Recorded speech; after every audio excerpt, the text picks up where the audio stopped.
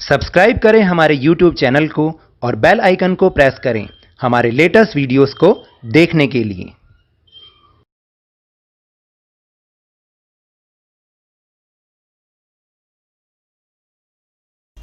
Hello and welcome to Lavneesh Sir की class. This is Directorate of Education GNCT of Delhi's worksheet number 12, and it is only for class 6 students. It has taken from the subject Social Science History and the book name is Our Past Part 1. And we will learn and understand the chapter 2 from hunting, gathering to growing food. तो हम इस worksheet में कौन सा chapter समझ रहे हैं? Chapter number 2 from hunting gathering to growing food. और इसमें भी हमने लास्ट वर्कशीट में अर्ली ह्यूमन के बारे में कुछ इन्फॉर्मेशंस को गैदर किया था, उसकी इन्फॉर्मेशंस को इकट्ठा किया था, जिसमें हमने बहुत सारी बातों को समझा था, जैसे उनके टूल्स किस मटेरियल के बने होते थे, रॉक पेंटिंग के बारे में, साइट्स के बारे में, और हमने कौन सा टॉपिक पढ़ा था? फाइंडिंग आउट द फायर, यानी अर्ली ह्यूमन बीइंग्स फायर का क्या क्या यूजेस करते थे।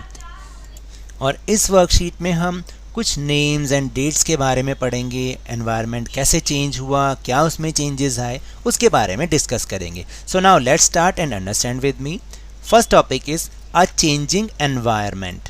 Around 12,000 years ago there were major changes in the climate of the world with a shift to relatively warm conditions। तो देखिए लगभग 12,000 years ago जो हमारे वर्ल्ड के क्लाइमेट में बहुत बड़े चेंजेस आए, और इस चेंजेस में एक जो सबसे इम्पॉर्टेंट बात थी वो कि धीरे धीरे जो कंडीशंस थी, जो एटमॉस्फेयर की कंडीशंस थी, वो वार्म होने लग गई, गर्म होने लग गई। क्योंकि इससे पहले तक हमने ये सुना था कि जो वर्ल्ड का क्लाइमेट था बहुत ज़्यादा ठंडा था, जैसे हमने आइस एज के बारे में सुना है ना।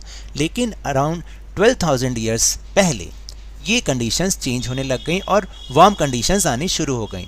इन many areas this led to the development of grasslands. और जब जैसे जैसे वार्म कंडीशन हुई तो जो वेजिटेशन होती है वो भी ग्रो करने लग जाती है, और इस तरह से बहुत सारे ग्रासलैंड डेवलप हुए। This led to an increase in the number of deer, goat, sheep and cattle, that is the animals that survived on the grass. और इसके रिजल्ट में क्या हुआ, जैसे जैसे ग्रासलैंड डेवलपमेंट उनकी होती गई तो जो डियर, गोट, शीप और कैटल जैसे काउ एंड बफेलोज आदि जो वो ऐसे एनिमल्स होते हैं जो कि सिर्फ ग्रास को खाकर सरवाइव करते हैं, तो उनका नंबर भी इंक्रीज़ होना शुरू हो गया। Those who hunted these animals now followed them. जो उनका शिकार करते थे अब उनको वो फॉलो करने लग गए, learning about their food habits and their breeding seasons. और धीरे धीरे वो उनके बारे में और इन्फॉर्मेशन कलेक्ट करते गए, जैसे उनकी फूड हैबिट्स क्या हैं, उनकी ब्रीडिंग सीजन्स क्या हैं। इस तरीके की इन्फॉर्मेशन जो अर्ली ह्यूमन था उसको मिलती गई और उसने उसको सीखना शुरू कर दिया। Now will move on our next topic. Next topic is names and dates. Archaeologists have given different names for the periods of history and often these names are very lengthy। तो देखिए आर्कियोलॉजिस्ट कौन होते हैं?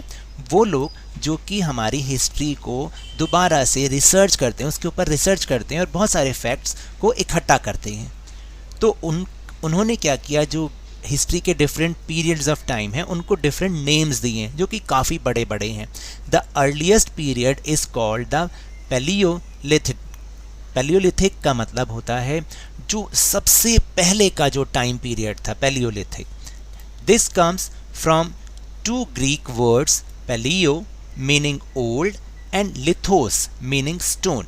यानी ये दो Greek word से बना है। पैलियो जिसका मतलब ओल्ड मतलब पुराना होता है, और लिथोस मतलब पत्थर का, stone. The name points to the importance of finds of stone tools. और ये जो नाम हमें लिया गया है ये उस समय के स्टोन टूल्स जो होते थे उनकी इंपॉर्टेंस को बताता है।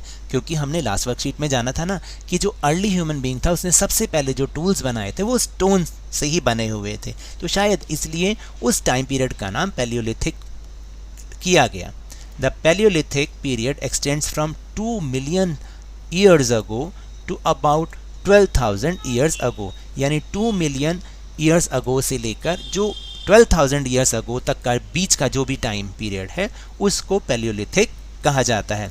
This long span of time covers 99% of human history, और ये जो इतना लंबा पीरियड था 99% ऑफ ह्यूमन हिस्ट्री वो इसी में ही कवर होती है, जो भी चेंजेस जैसे जैसे आए। The period when we find environmental changes beginning about 12,000 years ago till about 10,000 years ago is called the Mesolithic, that is middle stone.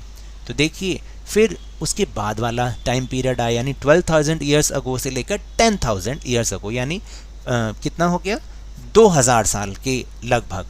तो इस टाइम पीरियड को हम मेसोलिथिक कहते हैं। मेसोलिथिक मतलब मिडिल स्टोन एज, और इसमें जो हम बहुत सारे एनवायरमेंटल चेंजेस भी देखते हैं। जैसे अभी हमने सबसे पहले पढ़ा कि जो हमारी क्लाइमेट ऑफ द वर्ल्ड था वो धीरे धीरे वार्म कंडीशन, इससे पहले वाला मैंने आपको बताया था वो सारा आइस एज थी, उस समय बिल्कुल क्लाइमेट भी बहुत ज़्यादा ठंडा था।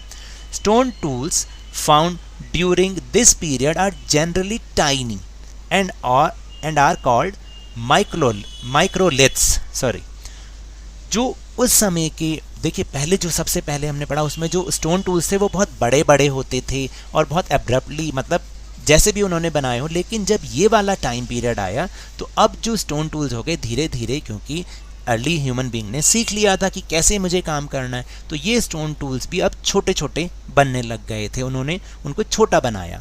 तो इन्हीं जो टाइनी टूल्स थे स्टोन टूल्स, उनको हम माइक्रोलिथ्स के नाम से जानते हैं। The next stage from about 10,000 years ago is known as Neolithic.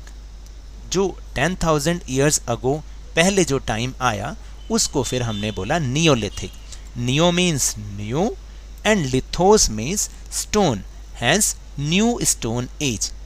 तो देखा आपने, इसका मतलब समझा कि नियो का मतलब नया और लिथोस का मतलब स्टोन एज। तो इस तरीके से जो आर्कियोलॉजिस्ट थे उन्होंने टाइम पीरियड को 3 डिफरेंट स्टोन एजेस में बांटा। पहला पैलियोलिथिक, दूसरा मेसोलिथिक और third one is Neolithic. So now we'll move on our question answer section. Answer the following questions. Question number 1 is, when did major changes in the climate of the world occur? तो answer is around 12,000 years ago there were major changes in the climate of the world with a shift to relatively warm conditions. Now the second question is, what are microliths? अभी हमने समझा stone tools of the middle stone age were usually very small. These are called microliths. And the last question, question number 3 is, what do you understand by the term Neolithic? So the period around 10,000 years ago is called Neolithic age. So now that's all for this worksheet. अगर मेरे इस तरह समझाने से आपको थोड़ा सा भी समझ में आया हो तो इस चैनल को ज़्यादा से ज़्यादा सब्सक्राइब कीजिए, लाइक कीजिए और बहुत ज़्यादा शेयर भी कीजिए। और हाँ, मेरे साथ इसी तरह इजी वे में वर्कशीट को समझते रहिए, लेकिन ध्यान और मन लगाकर पूरी मेहनत और लगन के साथ पढ़ते रहिए।